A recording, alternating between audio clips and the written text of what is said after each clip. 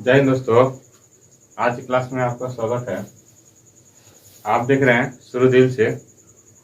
जैसे कि पिछले क्लास में हम लोग देखे थे इडली के एकीकरण में बाधाएं, यानी इडली के एकीकरण में क्या बाधाएं थी।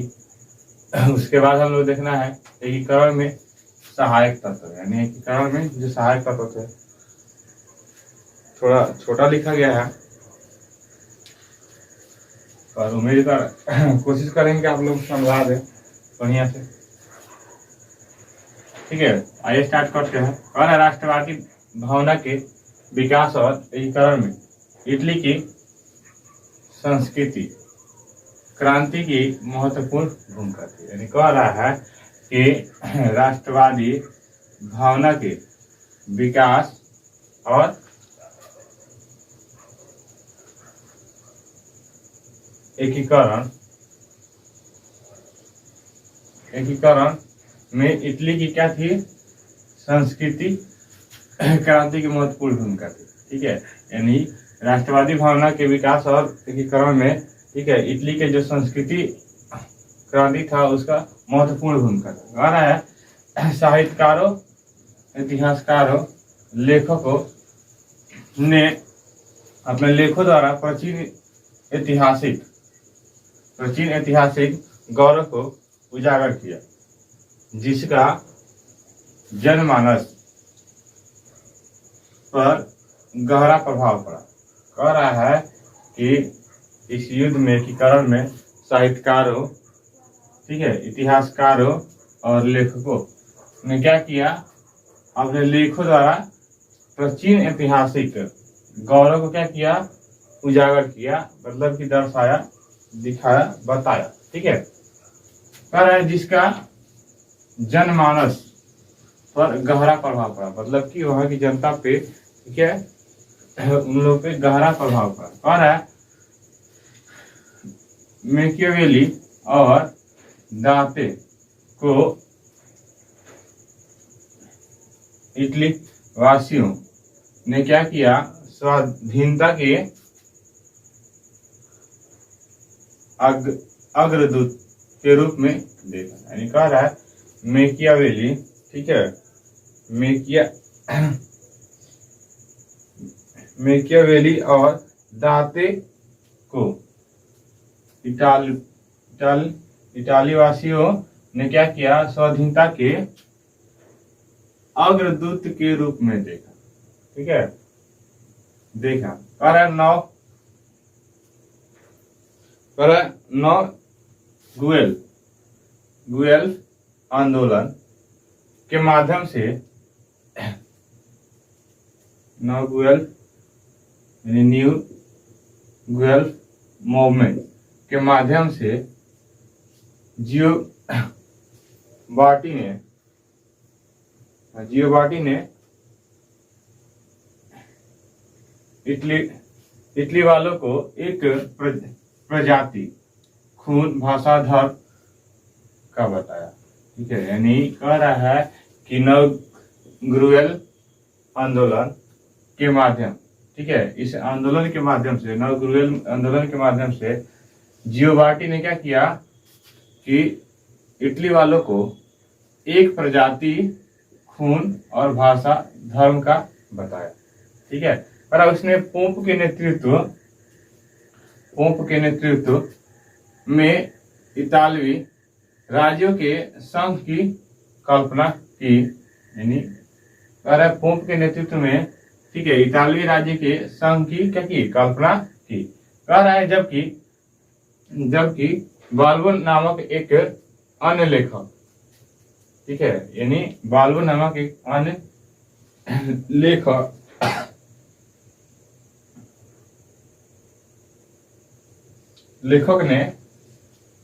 लेखक ने चार्ल्स एल्बर्ट को संघ के नेता के रूप में प्रस्तुत किया। ठीक है, यानी कह रहा है कि जब क्या हुआ कि पोप के नेतृत्व ने इताली में राज्यों को संख्या की कल्पना की गई, जबकि क्या हुआ, बाल्बो नामक एक अन्य लेखक, ठीक है, लेखक ने क्या किया, चार्ल्स एल्बर्ट को संघ के नेता के रूप में प्रस्तुत किया। ठीक है, यानी एल्बर्ट को संघ के नेता के बारे में बताया। कौन?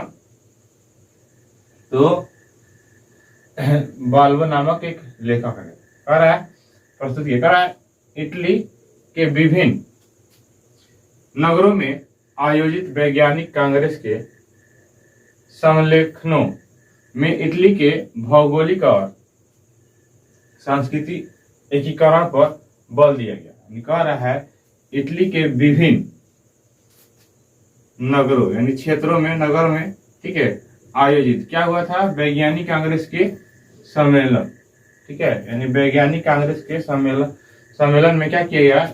इटली के भौगोलिक और, ठीक है, सांस्कृतिक एकीकरण पर क्या किया गया? बल दिया गया, यानी जोर दिया गया, बल दिया गया। कह रहा है इटली के गुप्त क्रांतिकारी संगठनों ने, इटली के गुप्त क्रांतिकारी संगठन ने भी क्या किया कि स्वाधीनता और राष्ट्रवाद की भावना को जागृत किया। यानी कह रहा है जो इटली के गुप्त क्रांतिकारी संगठन था, ठीक है, उन्होंने क्या किया कि स्वाधीनता और राष्ट्रवाद की भावना को क्या किया? जागृत करने का कार्य किया। कह रहा है ऐसी संस्थाओं में सबसे प्रमुख था कार्बोनरी नामक गुप्त संगठन, ठीक है, यानी इन संस्थाओं में सबसे नामियर कहा जाए या प्रमुख कहा जाए तो कौन था? कार्बोनरी नामक गुप्त संगठन। और जिसकी स्थापना कब हुआ था? 1810 में की गई थी। यानी इस कार्बोनरी संगठन का स्थापना 1810 ईस्वी में की गई थी। और इस संस्था का प्रमुख उद्देश्य छापामार युद्ध, ठीक है, यानी कह रहा है इस संस्था का मुख्य उद्देश्य था, यानी कार्बोनरी नामक गुप्त संगठन का मुख्य उद्देश्य था, क्या था? छापामार युद्ध का सहारा लेकर राजतंत्र को समाप्त करना, ठीक है, यानी राजतंत्र को छापाखाना मार युद्ध का सहारा लेकर, ठीक है, इस गुप्त कार्बोनरी संगठन का उद्देश्य था कि छापामार युद्ध का सहारा लेकर, ठीक है, जहां राजतंत्र था उस राजतंत्र को क्या करना? समाप्त करना और गणतंत्र की स्थापना करना इसका मुख्य उद्देश्य था। इसका तो कार्बोनरी नामक गुप्त संगठन का। कह रहा है कि स्वयं मेजनी भी कार्बोनरी का सदस्य था, यानी मेजनी जो था वो कार्बोनरी का क्या था? सदस्य था, यानी ये भी उससे जुड़कर, ठीक है, और छापामार युद्ध का सहारा लेकर, ठीक है, राजतंत्र को नष्ट करके गणतंत्र का उजागर किया। कह रहा है नेपोलियन के समय में और उसके अनेक वर्षों बाद तक यह संगठन इटली में सक्रिय रहा। यानी कह रहा है नेपोलियन के समय में और उसके अनेक वर्षों बाद तक यह संगठन इटली में क्या रहा? जयकित रहा। ठीक है, नेक्स्ट इसमें है एकीकरण के प्रमुख नायक, यानी एकीकरण के जो प्रमुख नायक थे इटली के। ठीक है, कह रहा है इटली के एकीकरण के 3 प्रमुख नायक थे। ठीक है, कौन कौन? कह रहा है मेजनी, काबूर तथा गैरिबाल्डी, ये 3 ही प्रमुख नायक थे। यानी कहा जाए तो इस एकीकरण का मुख्य, ठीक है, मुख्य नायक यानी हीरो कहा जाए तो कौन था? तो मेजनी था, काबूर था तथा गैरिबाल्डी। कह रहा है यद्यपि इनकी मान्यताएं एक दूसरे से भिन्न थी, यानी इन तीनों की मान्यताएं थे तो तीनों को 3 तरह से था, यानी तीनों एक दूसरे से क्या थे? भिन्न थे, इनकी मान्यता भिन्न था। कह रहा है परंतु इन तीनों के सम्मिलित प्रयासों से ही इटली का एकीकरण हो सका। यानी कह रहा है कि ये तीनों अलग थे। ठीक है, तीनों की जो मान्यताएं थी, मतलब कि उनका तरीका था वो अलग था, लेकिन इन तीनों को मिलने से ही क्या हुआ? इटली में एकीकरण हो सका। ठीक है, तो इन तीनों के बारे में हम लोग बारी बारी से पढ़ेंगे। ठीक है, जो कि मेजनी, ठीक है, काबूर यानी काउंट काबूर, ठीक है, और गैरिबाल्डी, तीनों के बारे में हम लोग जानेंगे। अगले वीडियो में। ठीक है, आज के वीडियो में बस इतना ही, थोड़ा कम है। कम क्या है, मतलब कि जितना चाहिए उतना है।